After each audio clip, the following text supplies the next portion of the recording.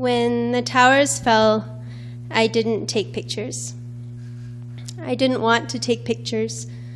What I wanted to do when I exited my African dance class that miraculously still happened as the towers fell was hug a person, any person. So I scanned Washington Square Park, and I found a friend who was also looking for a hug, my friend Soraya. And we just hugged each other in Washington Square Park, and the whole world had changed. And we walked home together to our dorm in the West Village, and as we walked, the streets were chaos, and nobody knew what to do, and everybody knew that life was different. We passed a drugstore, and I saw a bunch of cards for sale, postcards, and I took one. I didn't pay for it. I don't think the shop was functioning as normal, but it was a postcard with the Twin Towers, and I took it, and I still have it today. When we got home to our dorm, we found that a lot of our friends who lived close to the World Trade Center were evacuated. They couldn't go home. And so we invited them to our small dorm, and they stayed with us and spent the night with us. And my boyfriend was also visiting from Boston. So there were a lot of us in this dorm, and that night I couldn't sleep at all. And around 4:35, the light started to come up, and I asked Ryan if he would walk around the streets with me. So we did. We went into our neighborhood in the West Village, and we walked around the cobblestone streets, and we found a bakery that had just opened around 5 a.m. And the man inside welcomed us in, and he said that he didn't know where a number of his family members were who worked in the World Trade Center, and still he was there at 5 a.m. to sell us a bag of rolls. All anybody wanted to do was to help at that point in time. All of us just wanted to do anything that we could to help. Ryan, my boyfriend, had waited in line for hours and hours on September 11th to give blood, but there was no further need.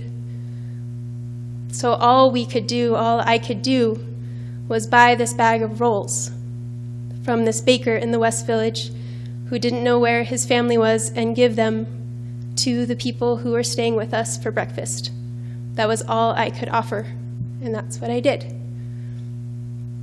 5 months prior, I was in an airplane coming into New York City. I had gone home for spring break to Virginia, and I was flying back to New York.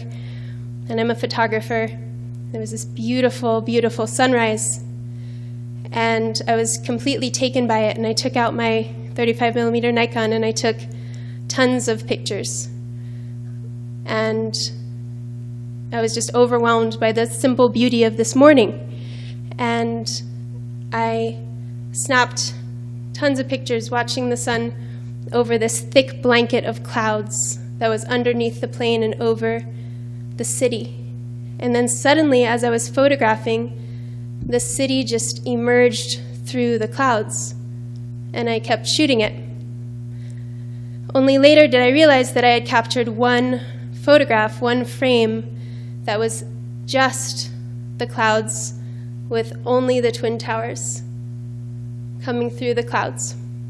And I put it under my bed, so I thought, hey, that's a cool picture, after I got it developed. 2 weeks or so after the towers fell, this exhibit popped up in Soho. 2 professors started it, and it was called Here's New York, a Democracy of Photographs. And it was just that.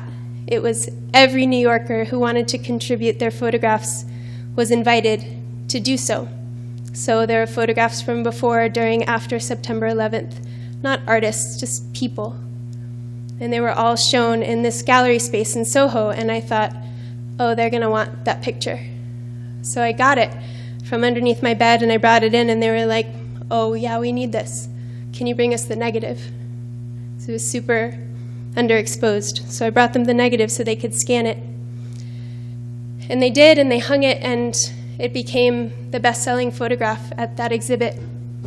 And it was all of the money from that went to the orphans of September 11th, and it was later published in all of these magazines and newspapers and books.